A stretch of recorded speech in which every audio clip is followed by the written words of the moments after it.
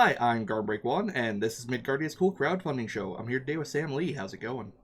It's going great. How are you doing, Garm? I'm doing pretty well. It's a only mildly cold day here for once. Ooh, it's still a little bit brisk out right now, but it should be warming up pretty soon. So, Excellent. So, why don't you tell me a little bit about anamnesis? Anamnesis? anamnesis, I yes, got it's a it. little bit of a mouthful. Yeah, Anamnesis is a solo journaling game that uses a deck of tarot cards to play. It's a game about discovering yourself after experiencing memory loss. So you play as a character who has just woken up with memory loss, and through drawing tarot cards and writing about different prompts, you gradually learn more about your past and also more about yourself in the present. So ultimately, it's a game that's about self discovery, reflection, and identity. Cool. So, how did this project originate? Sure. It started as a very different idea. I had this project idea in mind that was um, more of a group around the table game where um, essentially originally it was going to be like a D&D one shot where the whole party wakes up with memory loss and the DM passes out blank character sheets. And as you play, you have to learn more about your character from interacting with different NPCs and figuring out where you are. Um, and then you just fill in the sheet. But obviously, it's evolved a lot. That was kind of an original concept. And very quickly, I was like, well, maybe this would be neat as a soloed game, and maybe I should ditch the character sheet, and maybe tarot would be a cool way to talk about it. And it became something entirely different. And it grew a lot. It was meant to be kind of a smaller project than this. That's the way I've found. Yeah. I've worked on a few things myself, and they followed very similar trajectories.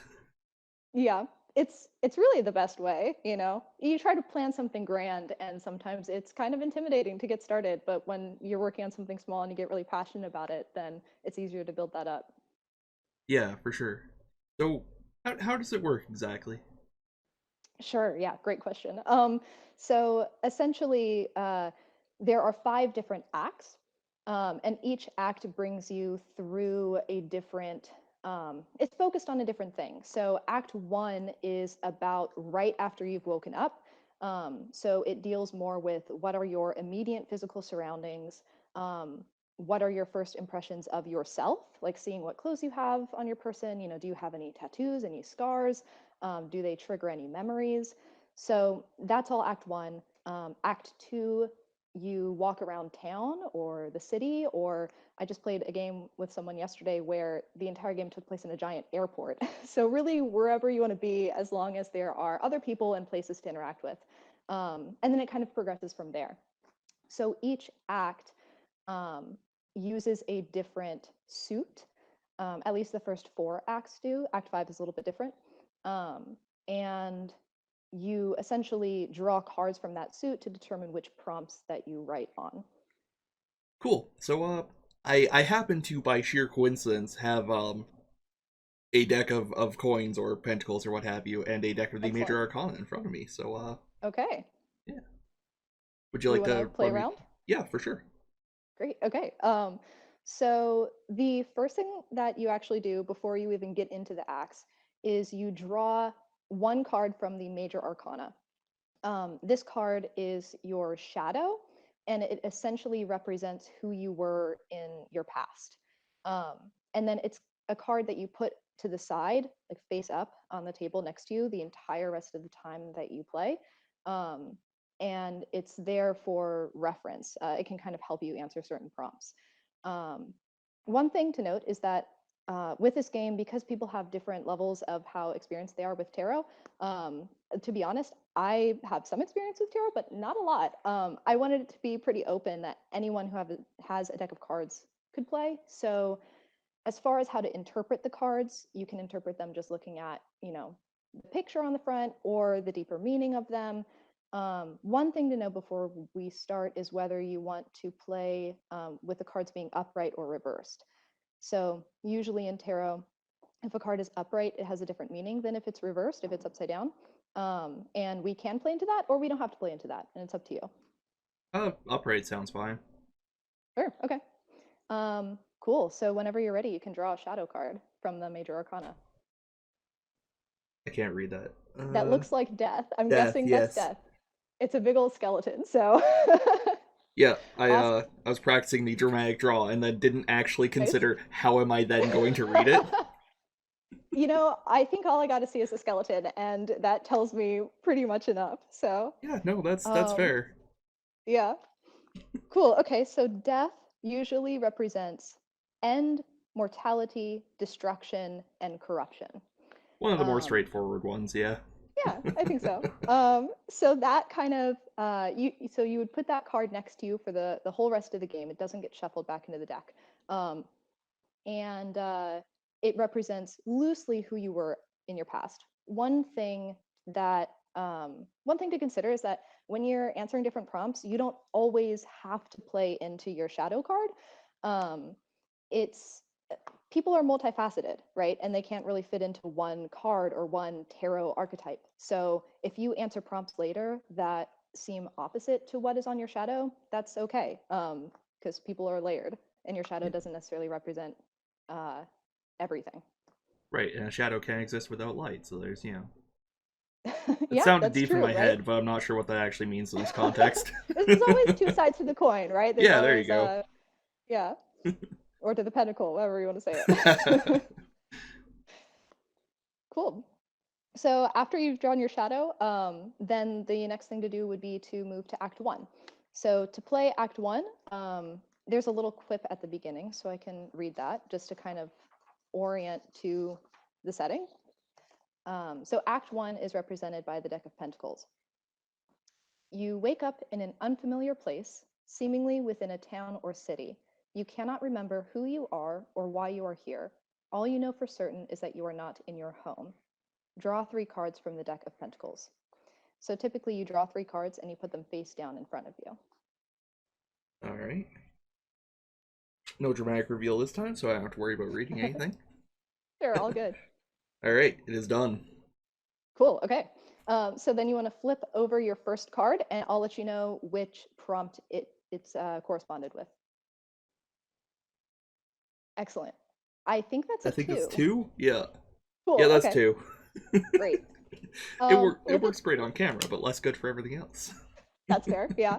I like your cards, by the way. I've just got like the very kind of classic deck here. I love how, all of them are different. I've never seen yours before, and Yeah. that's a cool style. Yeah, it's the mystical manga tarot, which Okay. super weeby. I know, but All good. I, Again, the style is great. Like the art is really good. my wife has a like Raven themed one. We bought these at the same Oh, that's time. sick. I It's love super that. cool. Yeah. That's really awesome. All right, so the Two of Pentacles is you look down at the clothes on your body. Draw from the major arcana. What are you wearing? How do you feel about the way you look? So one thing that I don't think I explained was that for every single prompt, you draw from the major arcana, and the major arcana explains how to answer these questions, or it kind of guides the feeling behind these questions. And sometimes that corresponds with your shadow, or you can play into your shadow, and sometimes you don't want to play into your shadow, and that's okay too. So for question number 2, or for prompt 2, you would want to draw from the major arcana, and that card will help answer the question of what are you wearing and how do you feel about it. All right, and we have the Hanged Man. Nice. Okay, that's a cool card. The Hanged Man. Got my little book here. All right, represents wisdom, trials, discernment, sacrifice, intuition, divination, prophecy. A lot of stuff to choose from there. All right, so I could be dressed up as like some kind of scientist or yeah, a That's cool. scholarly Yeah, sort, or yeah, I uh, like that. Okay. yeah. Let's go with scientist. Yo, I've got like some glasses. Awesome. I don't know what else scientists wear. Lab That's great. coats. I actually I'm a research assistant as my day job. So I actually wear the lab coat and the goggles and everything's like that. So I'm wearing proper probably lab just safety gear then. awesome. Yeah, you gotta get that PPE. Cool. Okay. So you wake up in some unknown place and you look down and you're decked out in lab equipment. Very cool. Um, so do you want to draw a second card? Yeah, sure. Another major arcana? Oh, my bad. The second card that you have face down to see what other prompt you want. Sure. That's page. Oh, sweet. Okay, cool. Page is despite your memory loss, someone's face sticks clearly in your mind. Draw from the major arcana. Who is this person and which feelings do they evoke? Ooh, I like that. That's world. The world. Okay, nice. All right. World represents, could find, there we go. Assured success, route, voyage, flight, change of pace. So knowing that, who would you say this person is, and how do you feel about them? I admit, when you say assured success, my first thought is my wife. Uh, Okay, yeah. um, which I'm sure they're going to find unfathomably sweet when they watch this, but um, yeah, I'm gonna go with my wife, and I'm quite fond of them. Okay, cool. So is how how do they relate to this lab coat character that we have? Is this you? Sure, why not? Okay, I great. mean, it's a slightly different version of me. I didn't graduate high school, Sure. so I've never been a scientist. Gotcha. Um, maybe my wife is somebody that I met when I was in university, and somebody who Cool. helped me kind of like get onto that path and achieve my goals. Nice. That's really cool. I've heard about, I've played this game with one person, and a couple of other of my friends have play tested it. And every story is different. So we've never had this like alternate universe, self before, and that's really awesome. I'm all about that. All right. Shall I draw the third one? Sure, go for it. Okay. 10. 10. I Great. can barely see the Roman numeral there. I know, I'm like squinting up at the top there. Um, awesome. Okay, so 10 is when you focus, you can grasp the edges of a hazy memory from just before you fell unconscious. Draw from the major arcana. What do you remember? The Chariot. Oh, Oh, I got okay. hit by a Oh car, man, I didn't love I? that style. That's such a cool card. Okay, Yeah, the they're colors in that card are great. they are very good. It's actually the second edition of this like that. Yeah. I've seen art from the original. It's not good. The original is They like really up the ante, huh? yeah, the original I believe is like a late '90s kind of like how to draw anime sort of style. Gotcha. Yep. And this is the same artist like 20 years later, and holy That's hell, awesome. yeah, Man, that's so cool. Like to like see that progression and for them to like revisit an old project like that. I'm gonna have to look into that deck. yeah. I mean that's my understanding. I may be misremembering, but yeah, one of my friends has the original.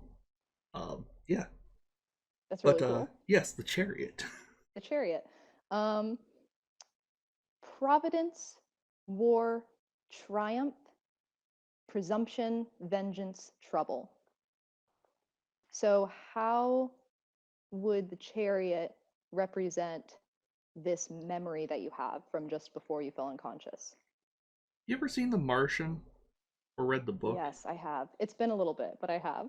You remember the bit where Mark Watney, I think it was when he first synthesizes water properly, and he shouts in exultation, and then it explodes because Oh of the my God. increased Yes. carbon dioxide. Yes. I think that's exactly what or I wasn't on Mars, I don't think. I could have been. Who knows? We'll find out. I guess so. But yeah, I was working on some sort of experiment, and in my exultant joy, Yeah, I did something that caused it to explode right in my face. Good thing I was I wearing love that. personal protective Hey, equipment. those eyeglasses, man, they really they keep you safe. That's awesome. That's so cool. I love that. So now we've got this character now of this person who is this scientist, works in this lab, seemingly with dangerous sort of chemicals, who lost their memory due to some sort of, whether it was the chemicals or like a concussion or something, they've been knocked out. But they have this image of this person who they love in their mind, and know that they care about them, but maybe don't fully remember who she is. Um, so yeah, that's act one. And the next act goes into the town, and in the third act, you find your home and you explore that. And so it kind of takes you on this progression. Nice.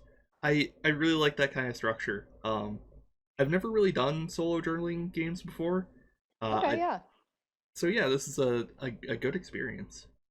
Yeah, I really just got into them, and to be honest, I haven't played that many of them. The first one I ever played was The Portal at Hill House by Travis Hill and Lindy Ferris Hill, and I cannot recommend that game enough. It was a mind-blowing experience for me.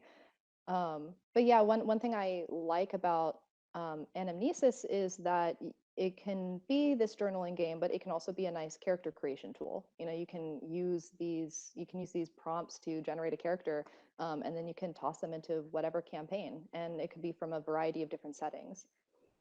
Yeah, like my scientist dude would work perfectly in an urban fantasy setting or in Yeah. like Traveler or any number of things. hmm I Um, have one friend who played it as a Western, nice. and another friend who had like portals and fairies and stuff. So it's fairly versatile. Yeah, for sure. So this is a niche funding project, which is what brings you into my accursed domain. Um, Yeah. so why don't you tell me a little bit about that? Sure. So the itch funding project has been wild, actually. It's been great. I decided to do itch funding because I really wanted to hire a layout artist. Thomas Manuel is going to lay out this game, and I'm so excited about it. It's gonna be great. And I wanted to raise the funds in order to do that. I decided to choose itch funding, which has kind of been starting to get more popular and more common. I chose it because, partially because I'm a very new creator. I only started writing games. I think I put out my first game last Christmas, actually, so Christmas of 2020. Um, and itch is easier to fundraise on than Kickstarter. There's fewer hoops to jump through. It's easier to just get things up and running. You can get the game into people's hands immediately. So I chose it for a variety of reasons, partially because of that, and also because there's been this push recently to diversify funding methods in the community. So the more itch projects that there are, or the more itch funding projects, I should say, that there are, the and the more that they're funded, then the easier it'll be for creators to move away from Kickstarter in the future. And Kickstarter is a great platform, but it's not great for every project. So itch funding will hopefully be able to support creators whose projects don't fully mesh with Kickstarter. Um, but as far as the actual campaign goes, I got it up and running yesterday, and we were funded within 18 hours. Oh, Um, yeah, congrats. and I thank you. I am blown away. I'm really just completely floored by the whole thing. The community has been so supportive. And as someone who's literally never done crowdfunding before, and this is the first game I've ever put a price tag on, it's been a super uplifting experience. And I cannot wait to make this game as good as it can be. Yeah, I mean, I've had a lot of fun so far. Thanks. Yeah, I'm glad. I'm hoping to, because it funded so quick, I'm actually planning to have a stretch goal to hire an editor as well. But still figuring out who exactly that's going to be. Hopefully, I'll know within the next day or two. Yeah, that's fair. I've seen some recommendations kicking around in the tweet Yeah. threads and stuff like that. Yep. Um, if there's one thing the indie tabletop RPG community is good at, it's recommending people. That is for sure. Yeah. It's great. Everyone's so supportive. It's been awesome. Yeah. So how'd you get into tabletop games? Um, Nothing particularly original. Mostly D&D. I remember playing a couple sessions of Pathfinder in high school. But I was kind of thrown in, didn't really know what I was doing, had a lot of fun, but it was very much just a like, here, let me help you make your character sheet, right? And let's just like dive right into it. Um, but I didn't really get into tabletop much until college, and I actually listened to the Adventure Zone, which is kind of what inspired me to try to create my own group. Found people in college who wanted to do that, and we were completely new to it. All of us were totally new to it, which was actually great because that meant we were all learning together. And I never played D&D before I DM'd D&D, which is a unique experience. But because of listening to the podcast and like, you shouldn't learn how to play D&D from listening to a podcast, but it was helpful in reading the instructions on like DMing and stuff. I could understand more of the terminology and things. But yeah, because I was new and they were new, we all didn't have any expectations. We all just kind of helped each other learn it. And it was a great group. But now I still play D&D, but I also have a Blades in the Dark campaign, which has been really fun. We've been playing for a few months, and mostly just kind of poking around, trying to get involved with, some different one shots here and there, and testing different systems. Overall, I'm pretty new to the indie scene, so, but it's been great so far. I'm glad to hear that you're enjoying it. There are Thanks. some pretty great people kicking around. Yeah, Yeah, there really are. yeah, um, yeah. And there's nothing wrong with starting with D&D or listening to the Adventure Zone or Critical Role or what have you. Sure, yeah. Even if I gripe sometimes about them, but Yeah, it's fair. You uh, can you can love and hate them at the same time. yeah. Do you have anything else that you'd like to bring up while you're here?